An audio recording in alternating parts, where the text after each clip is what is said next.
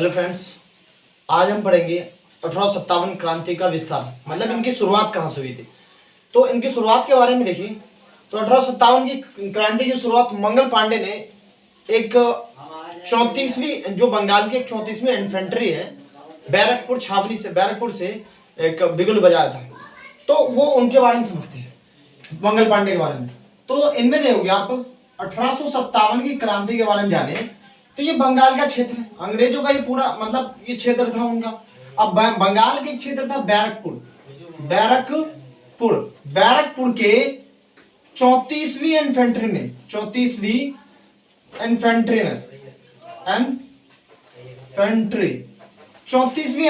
की बात है। ये कहां की बात है?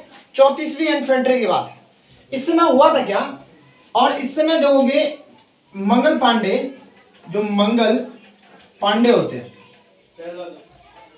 पांडे जो है ना ये पैदल सैनिक के रूप में भर्ती होते हैं, ठीक है। इनका आप देखो मंगल तो बैरकपुर में बंगाल की 34वीं इन्फेंट्री बैरकपुर में मंगल पांडे पैदल सैनिक के रूप में भर्ती होते। अब यहाँ पे विवाद क्या चीज का था? तो विवाद की बात करें तो विवाद उस समय जो था, उस समय एक बंदूक चलता था, एक बंदूक चला करता था, एक ब्राउन बेस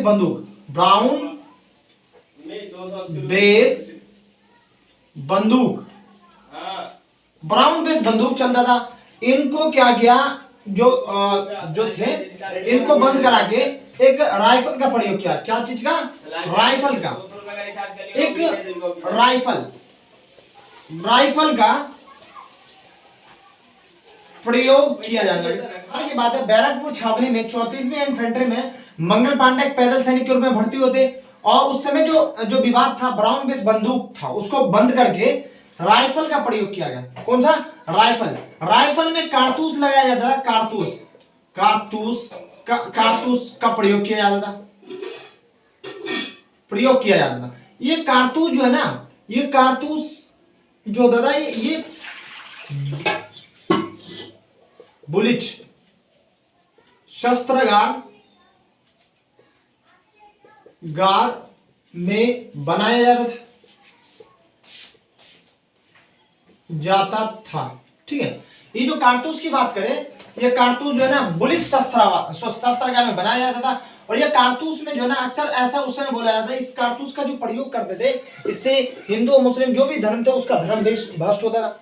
ऐसा माना जाता था कि इस कारतूस में गाय और सूअर की चर्बी मिलाई जाती थी।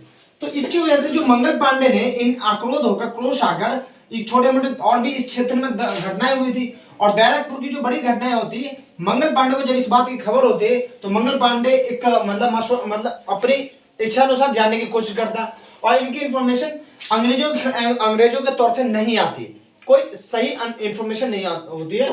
तो एक दो वहां के अधिकारी होते जो ह्यूरसन सर्जेंट, दो अधिकारी होते। कौन होते? तो दो अधिकारी का नाम अक्सर ध्यान रखिएगा, इनको यहां से कहानी स्टार्ट होती है। सर्जेंट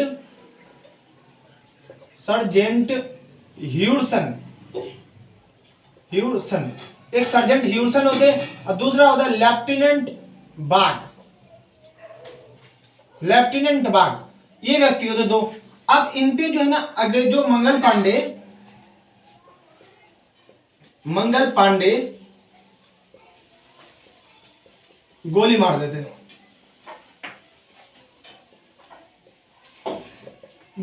किसको? सर्जेंट ह्यूरसन को मंगल पांडे गोली मार देते हैं और सर्जेंट ह्यूरसन जो है वो घोड़े से नीचे गिर जाते हैं और घायल हो जाते हैं और इन दोनों के बीच में हाथापाई होने लगता है। और इस जो बैरकपुर की जितने भी सेना थे अक्सर ज्यादातर हिंदुस्तानी थे, मतलब इंडियन भारतीय सैनिक थे। तो भारतीय सैनिक में कम से कम ऑलमोस्ट वहां पे जितने भी सैनिक थे उनमें से कोई मदद करने के लिए नहीं आया मंगल पांडे की। और सर्जेंट ह्यूरसन बोले इनको गिरफ्तार करने के बोले मंगल पांडे को, तो उनमें भी कोई नहीं आया गिरफ्तार करने के लिए। न ही मंगल पांडे बोले कि दोस्तों मेरी मदद करो, इनको भी मदद करने कोई नहीं आते। फाइनली जब इनकी मदद करने नहीं आते थे, एक फिर दोबारा अपील की जाती है। तो मंगल पांडे का जो मदद करने आता है, एक आता है जमादार ईश्वरी प्रसाद, ईश्वरी प्रसाद, जमादार ईश्वरी प्रसाद आते हैं किसकी मदद करने? मंगल पांडे की मदद करने। और इसकी बात करें सर्जेंट जो ह्यूरसन की बात मदद करने आते हैं शेख पलटू। शेख पलटू जो है किसकी मदद करने आते हैं? तो सर्जेंट ह्यूरसन, लेफ्टिनेंट बाकी। और ये किसी भी तरीका ये जो मंगल पांडे को पीछे से पकड़ लेता और उनको गिरफ्तार कर लेते और इसको किसी तरह गिरफ्तार कर लेते। और जब इस समय जब ये बंदा शेख पलटू मंगल पांडे को पकड़ने आया था, जितने भी सैनिक होते आसपास जो बैरकपुर छावनी के जितने भी सैनिक होते पथराव करते ताकि इनको छोड़ दे। पूर्ण रूप से इच्छा जाहिर नहीं करते कि मैं इनकी मदद करूं, मंगल पांडे मतलब नहीं मदद करो, लेकिन फिर भी पथराव करते। और जो शेख पलटू की तरह फाइनली मंगल पांडे को कब्जा करके मतलब उनको पकड़ लेते। जो शेख पलटू पकड़ लेते और पकड़ने के बाद किसी तरह गिरफ्तार हो जाते। गिरफ्तारी के वक्त वो जो है ना अपने आप को मारने की कोशिश करते, लेकिन वो कहीं गोली कहीं और लगती है और घायल हो जाते हैं। तो गिरफ्तार होने के बाद इस पे जो आरोप लगता है कोर्ट मार्शल का आरोप लग गया। कोर्ट मार्शल का आरोप लगाने के बाद इसको फांसी की सजा 8 अप्रैल को सुनाई जाती है और इनको 8 अप्रैल को फांसी दी जाती है। और ये जो जमादार ईश्वरी प्रसाद होते हैं ये इनकी मदद करते हैं, इनको 21 अप्रैल को फांसी दी जाती है। अब इनमें जो लेफ्टिनेंट मार्क शेख पलटू जो इनकी मदद करते थे इनको थोड़ा और प्रमोशन कर दिया जाता है, इसको प्रमोशन कर दिया जाता। ये था इस समय की कहानी। ये तो मंगल पांडे ने मार्च के महीने में मार्च अप्रैल में ये ऐसा हुआ। क्या आपको लगता है ये घटना यहीं तक सीमित रहेगी? नहीं, ये आगे चल के देखो कितना एक 1857 की क्रांति का कारण बनता है, एक बहुत बड़ा कारण। तो आप आइए हम आगे बढ़ते हैं और क्या कारण थे, ये कैसे यहाँ तो इन्होंने 1857 की क्रांति का मतलब स्टार्ट चिंगारी लगा दी, मतलब बिगुल फूंक दिया। अब ये जो बैरकपुर से ये जो मसला होता है, बैरकपुर से ये कहां पहुंचेंगे? बैरकपुर से सीधा मेरठ पहुंचेंगे। कहां पहुंचेंगे? मेरठ। ये घटना जो होगी आपको ये मेरठ पहुंचेगा। मेरठ पहुंचता है 9 मई 1857। ये घटना मेरठ पहुंचता है। इसमें सेम ये बैरकपुर के जैसा और जो कम से कम 100 के आसपास सैनिक जो होते आप मतलब विद्रोह करना स्टार्ट करते, 100 सैनिक विद्रोह करते और इसको आसानी से वहां के जो अधिकारी होते मेरठ की छावनी के जो अधिकारी होते वो किसी तरह इस मतलब को ये घटना को कुचल देते और फाइनली उस पर कब्जा कर लेते 9 मई को।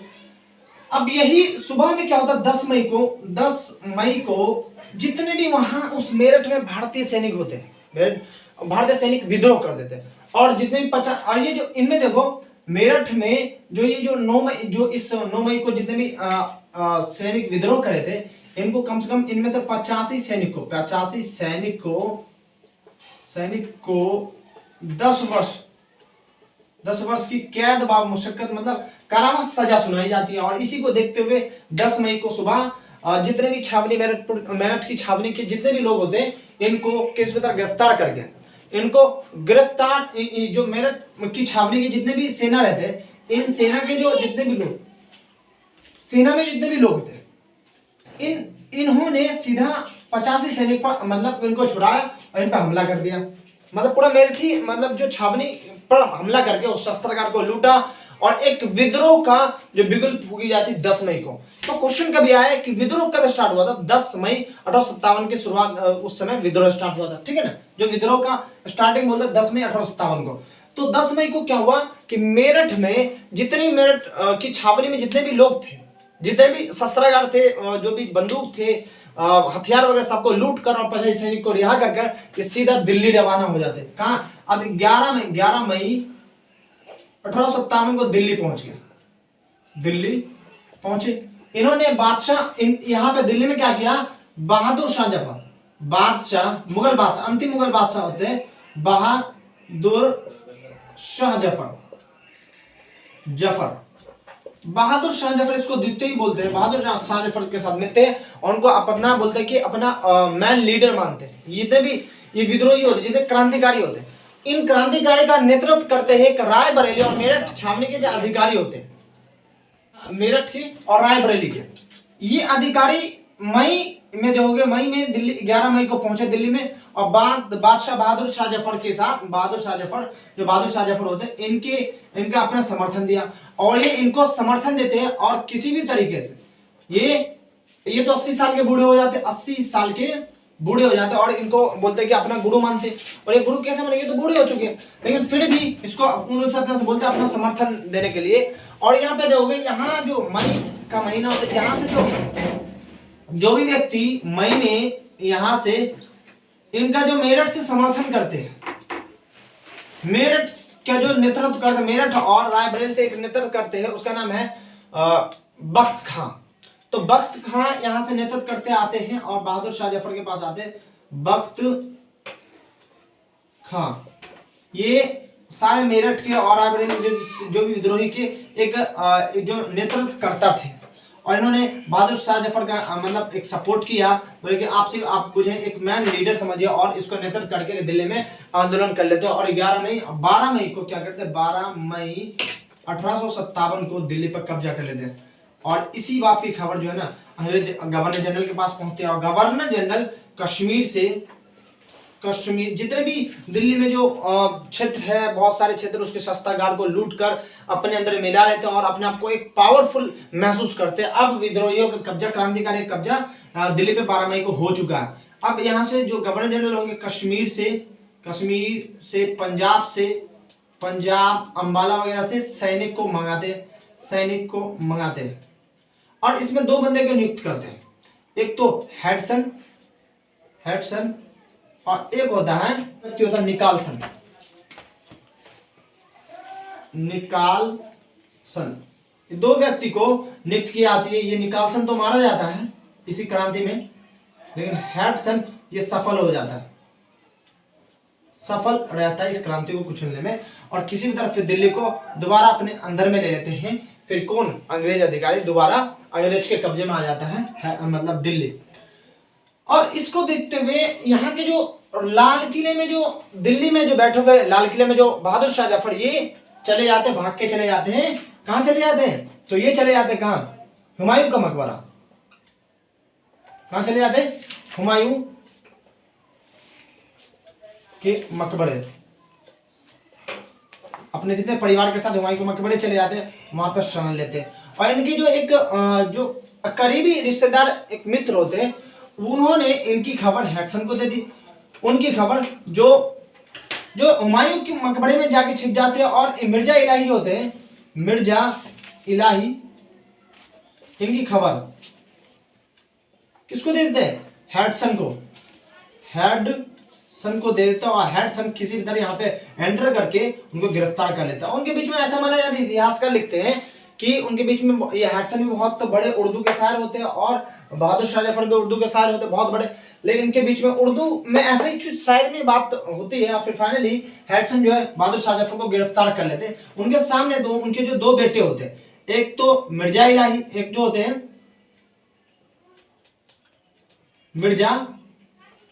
एक होता है मिर्जा ख्वाजा सुल्तान,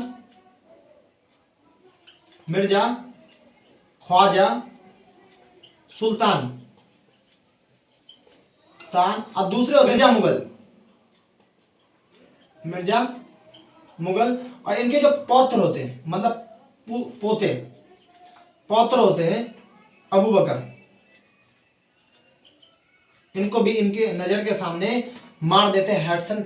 जब बहुत बहस चलने के बाद किसी भी तरह बहादुर शाह जफर उसके पकड़ में नहीं आते, बोलते कि नहीं, बहुत सारी बहस चलती हो शायर अंदाज में, नहीं पकड़ में आते। और फाइनली देखोगे मिर्जा ख्वाजा सुल्तान और मिर्जा सुल्तान मुगल और उनके पौत्र अबू बकर को गिरफ्तार मारकर इनको जो बहादुर शाह जफर को रंगून जेल भेज दिया जाता, बर्मा, रंगून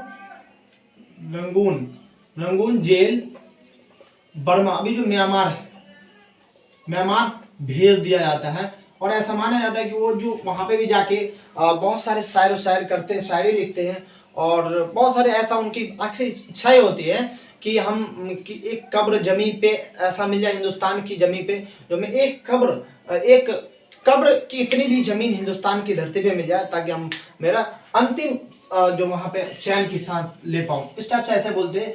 तो इनकी 1862 में फाइनली इनकी मृत्यु हो जाती है उसी जेल के अंदर।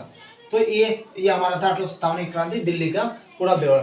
तो ये क्रांति अब आगे चल के आप देखो, ये क्रांति दिल्ली से अब लखनऊ पहुंचेगी, अवध, अवध से कानपुर, कानपुर से झांसी, झांसी से कैसे जगदीशपुर आ रहा, हम सबको पढ़ेंगे। तो हमारा जो नेक्स्ट जो पॉइंट होगा हमारा नेक्स्ट अगली क्लास में जो हम पढ़ेंगे 1857 की क्रांति के जो वो होते हैं, अब 1857 क्रांति के विस्तार, अब जो कैसे अवध में हुआ, उसके बाद झांसी, कानपुर, झांसी के बारे में पढ़ेंगे। तो मिलते हैं नेक्स्ट वीडियो में नेक्स्ट टॉपिक के साथ। Thank you.